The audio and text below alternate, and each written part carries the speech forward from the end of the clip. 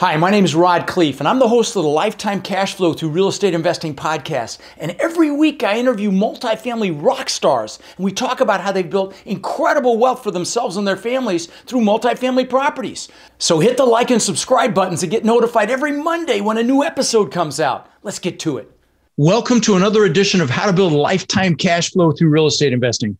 I'm Rod Khleif, and I am thrilled you're here. And I know you're going to get value from the gentleman we're interviewing today. His name's Chris Miles, and Chris has his own podcast. It's called the Chris Miles Money Show, and I was on it. And he's been real gracious because I've been trying to get him on my show, and I've been suffering through COVID and still suffering a little bit with my lungs. But yeah, by the way, guys, COVID is real. I don't laugh at people, with their masks on anymore, unless they're in a car by themselves, of course. But other than that, it is definitely real. So, be careful out there. But anyway, his company is called Money Ripples, and Chris calls himself the anti-financial advisor. So we're going to drill into why. And he and I talked a little bit before we turned the recorder on, and I think this is going to be a really enjoyable conversation. So Chris, welcome to the show, brother.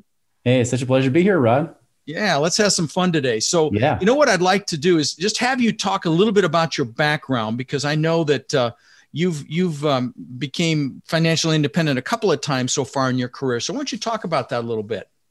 Yeah, if I became financially independent twice, that means I screwed up, right? Well, that's my memo as well. So don't feel bad. Yeah. Yeah. I mean, like the first time I did it, it was almost saying accidental. It was right around 2006. It's interesting because I started out as the traditional mainstream financial advisor back around Y2K, right? And I did that for 4 years, but I like evidence. I like to know that things work. And I realized that over time that people weren't becoming financially free, right? I realized that even after decades of advice, they were still struggling, trying to save up enough to retire. And as I started putting in real numbers, I started to realize, oh, this is not as sexy as I thought it was. Well, right about the end of 2005, 2006, right? I have a friend, and he actually quit being a financial advisor to go do real estate investing. So we start talking, and I figured he's probably failing at real estate, right? I said, he went and partnered with his dad on some deals. I'm like, yeah, he'll come back wanting to work with me again as a financial advisor. I was completely wrong, right? So he ended up coming to me and he's like, Chris, life is awesome right now. Like my dad has just doubled his income as a professor at the local university. I'm like, how? That's impossible. That's too good to be true, as we hear a lot of times in the real estate world, right? He's like, no, he's done it. We're doing it right now. And so we got in this debate about what's better, stocks or real estate. And he finally stopped me. He said, Chris, how many of your clients are financially free right now where they don't worry about money? Not retired, but they're not worrying about running out of money. And I said, well, probably none. He's like, well, great job, Chris. I'm glad you're helping them a lot. All right. Second thing, he's like, if anybody's got this figured out, it should be you guys as financial advisors. So how many of you guys are financially free, not off the sales commissions you're earning off this stuff, but actually doing the mutual fund investments? I thought about it. I said, well, maybe none of them. Maybe one guy is. And I found out he wasn't either. He's like, well, there's your problem. I'm like, well, give me the answer. He's like, I won't, because you already just got done arguing with me about why real estate's not as good. And I said, fine, just, give me something. And he says, all right, go get this book, Who Took My Money by Robert Kiyosaki, which is a lesser known Rich Dad book. To sum it up, mutual funds suck, right? And then he said, now go listen to this AM radio show with these real estate investors. And so long story short, I started to follow their stuff. A few months later, I couldn't do it anymore. I couldn't stay in integrity and keep teaching this stuff. So I quit being a financial advisor. Didn't know what I was going to do with my life. So I was just going to stay as a mortgage broker and teach ballroom dancing on the side, right? So anyways, I was doing that. And of course, I started to learn from these guys. And eventually I was able to become financially independent that first time. Now, flash forward 2007, I come out of retirement to teach people how I did what I did, right? Well, we started focusing on real estate investors specifically. Well, these were real estate investors who were gambling, which was the same thing I was starting to do. I was starting to gamble based on appreciation, not on cash flow, right? So the next thing you know, I'm getting burned by the recession. I went from millionaire to upside down millionaire pretty much not overnight, but over a year, right? And and I'm in a horrible place. So I'm back in the rat race. So I stopped teaching people how to do that stuff, but I was able to dig my way back out. Didn't file for bankruptcy, but did have to pay over $1 million. I know not as big as yours. I mean, you had a awesome story, but for me, it was pretty overwhelming, where I had to dig out of that little $1 million plus debt hole. And I was able to become financially independent again, end of 2016. This time I was doing it much wiser than I was just in my late 20s and early 30s. What did you do differently? Well, one, I focused on cash flow, right? Not appreciation. I like to say that boring is sexy. Like I love like to me, the sexiest thing is hearing that a door makes 300, 400, $500 a door, right? Of profit versus, hey, I can make 50 grand or 100 grand on a flip, like that's great. And that's gravy. But the thing is I was getting so greedy that I got stupid, so now it was always about how to get that regular, stable, predictable cash flow coming in. And which I know is kind of the big thing about your podcast is that lifetime cash flow. Like that was my big shift. It was like, go there and have multiple streams coming in from different sources. So it's not just one. And so even if something turns off, if an income stream has to turn off or something goes wrong, you've got other things backing you up. You're supported, and so that's the big difference. That's good. It's funny that, of course, I got, as you said, I got that memo as well. And I wrote a book. It's called How to Create Lifetime Cash Flow Through Multifamily Properties. But the subtitle is The New Rules of Real Estate Investing. And the new rule is very simple. Forget value, focus on freaking cash flow. It's the same messaging. Yeah. So, you talk about multiple streams of passive income. Are you talking about things outside of real estate as well? Or what? Just elaborate on that a little bit. It absolutely can be. So, I mean, like I love properties, right? I love having rentals come in, with that kind of stuff, whether it's multifamily, even single family to a degree, right? Like having that money coming in, paying you regularly. I love syndications. I love funds. I have different things coming in there. I'm even doing like land investing, like with seller financing. I partner with somebody who's doing it actively because I'm more of a passive investor. I'm not much of an active one, right? It could be even income streams through business, right? Like creating business income streams. Can you create residual streams through that? Not as much active, but residual streams coming in through those, So it's talk really, about how you would, okay, I'm sorry, just to drill down a little bit. You said quite a few things, of course, by be an active operator, buy your own deals, get into syndication, other asset classes like land and other things like that. But when you talked about business, drill down on that for a second. How do you invest in a business, or if you have already, or you just, speaking kind of generally, invest in a business for a passive income stream? Can you give an example of that? Yeah. There's a few different ways, right? I mean, one, if you already have a business, that's a great place to start is where can I actually create money while I sleep, right? Can I create systems of automation and things like that pay out? Could it be an online product? Could it be a monthly memberships type of service? Okay. So you're talking about your own business. I'm sorry. I thought you were talking about investing in somebody else's. That's what threw me off. Well, that's the second part, right? Oh, okay. So I was just talking about if you have your own business, that's one way, right? Where you can do it even through affiliations and things like that, referrals and whatnot. Heck, I do it through my podcast even, through sponsorships.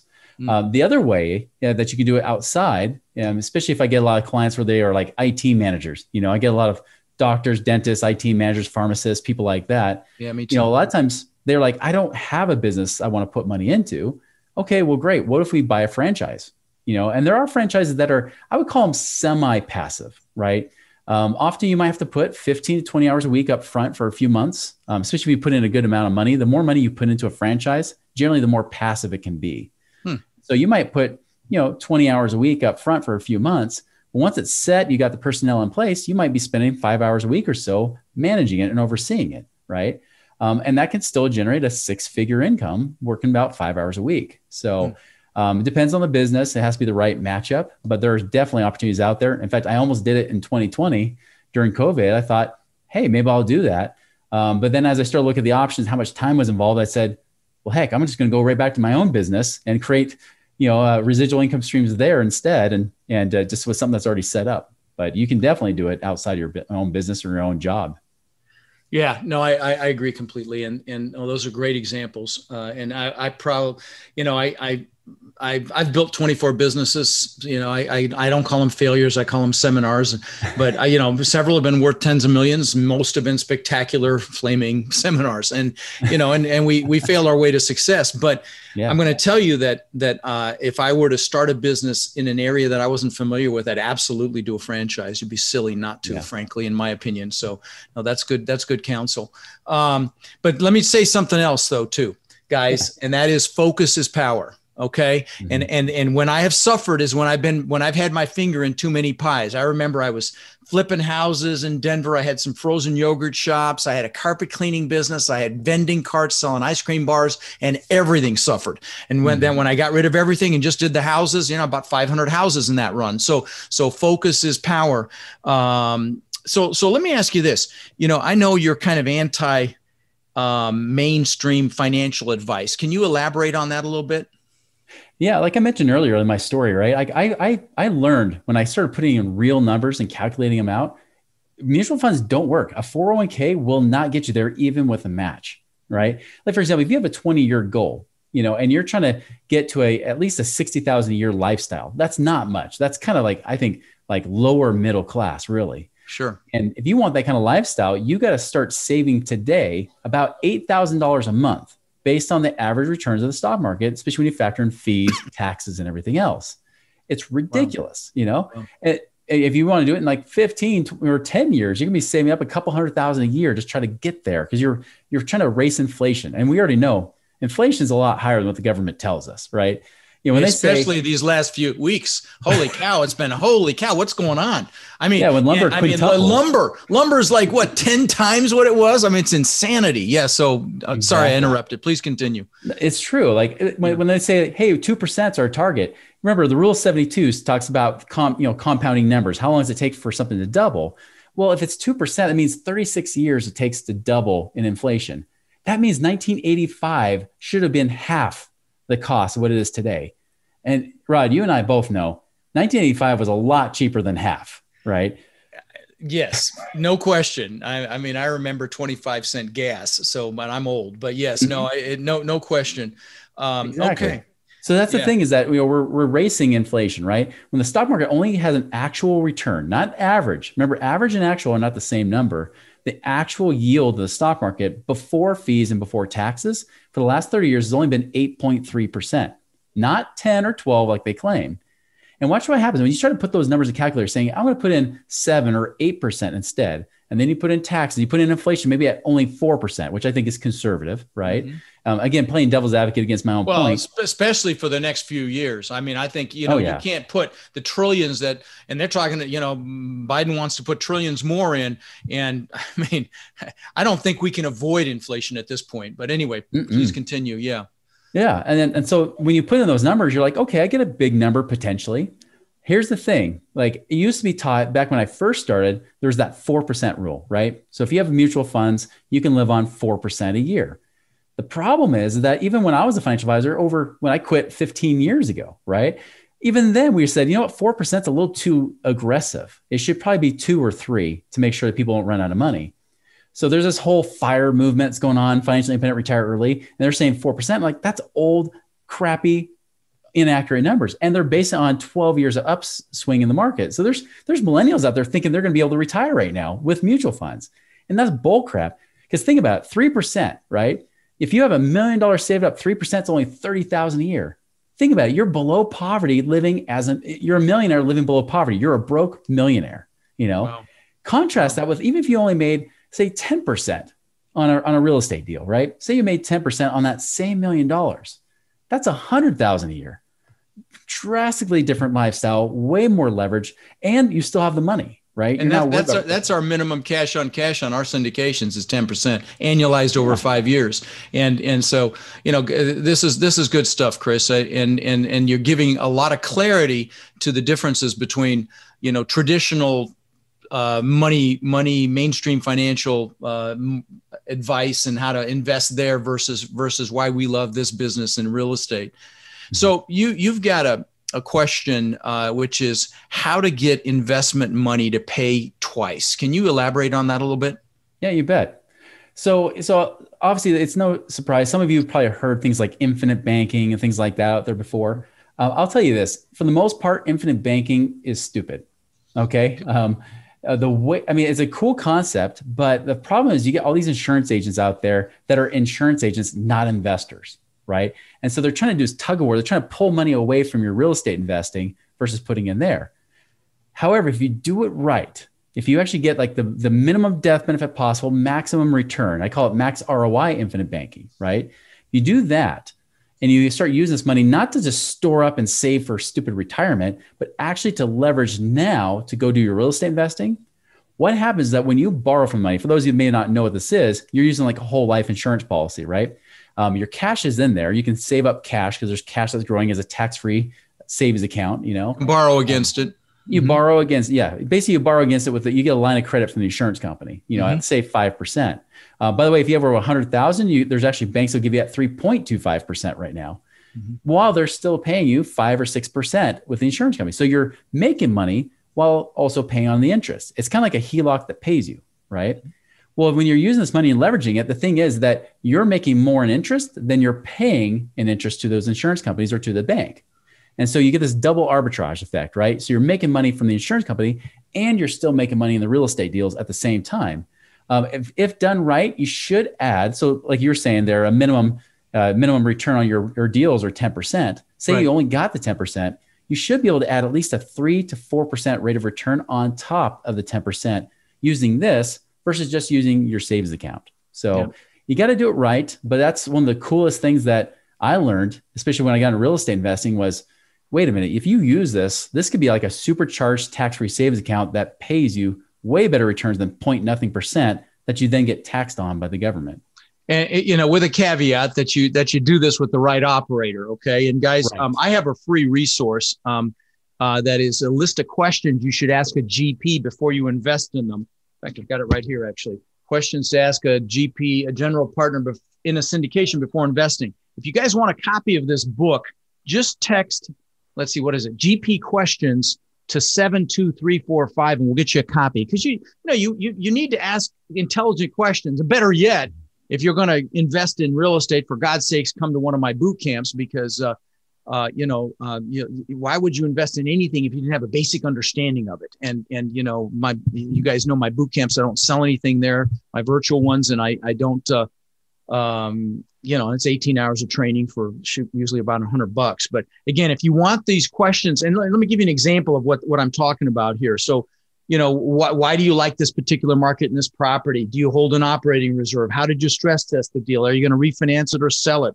What happens if something happens with one of the KPs or sponsors, if they get sick or die?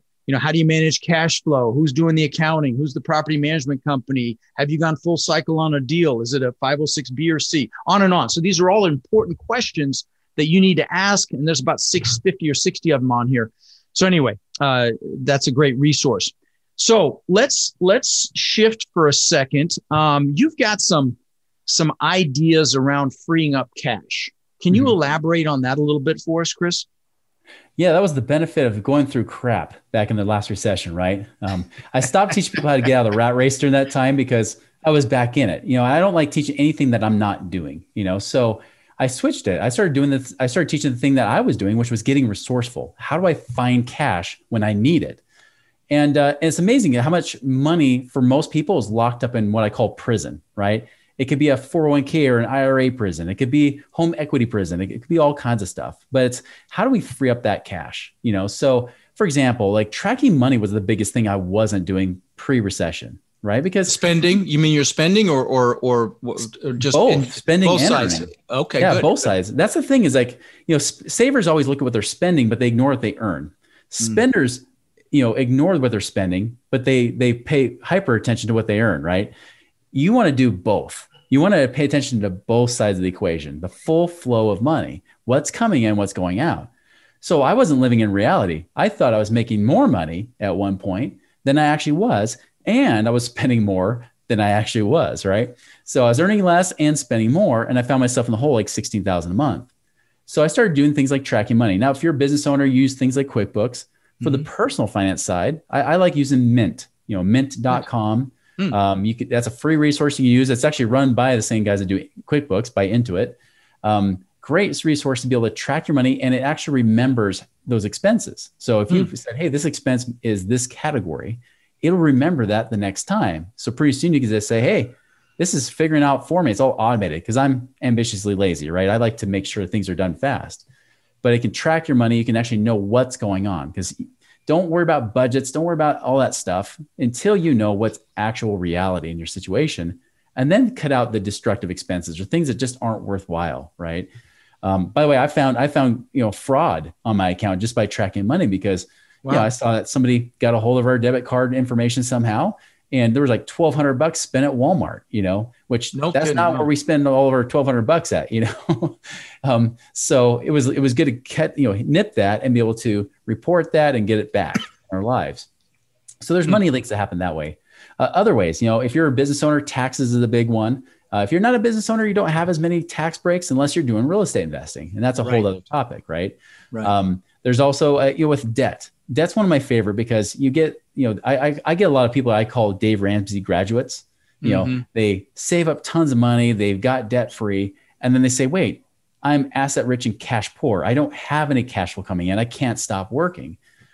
So a lot of times, like we even look at getting mortgages back out, like trying to, especially right now where mortgages are so cheap, you can get a lower rate of mortgage than what the inflation rate is right now, which is exactly what the government is doing right now. That's why the government never intends to pay off debt, because they know the inflation is always going to be higher than what they pay in interest. And so they'll just keep running that bill up while they make money off of inflation. Right. And scary. The same thing.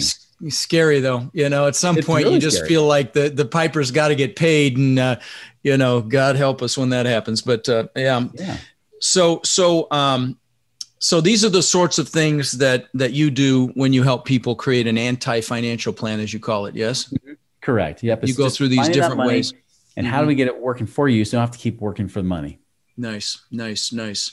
Well, I really appreciate you coming on the show, brother. His company is called Money Ripples, moneyripples.com. And his podcast is really good as well. Chris Miles Money Show. Listen, thanks for coming on and adding value, my friends. Great to see you again. Sorry you had to wait to get on my show because of COVID, but I appreciate you bringing some wisdom to mine. It was worth the wait, Rod. Appreciate it. All right. Good to see you. Thanks. Take care. Rod, I know a lot of our listeners are wanting to take their multifamily investing business to the next level. Now, I know you've been hard at work helping our Warrior students do just that using our ACT methodology, which is awareness, close, and transform. Can you explain to the listeners how they can get our help? You bet. Guys, we've been going nonstop for 3 years, building an amazing community of like-minded people. And our coaching students, which we call our Warriors, have had extraordinary results. They've purchased thousands and thousands of units. And last year, we did over 1,000 units with our students. And we're looking to grow this group and take it to the next level. We're looking for people who want to follow a proven framework that's really step by step, and then leverage our systems and network to raise equity, to find and close deals, and to build partnerships nationwide. Now, our Warrior community is finding success in any market cycle. So if you're interested in finding out more about how you can become more of our incredible network and take advantage of the incredible opportunities that are coming very soon, apply to work with us at mentorwithrod.com or text CRUSH to 41411. That's mentorwithrod.com or text CRUSH to 41411.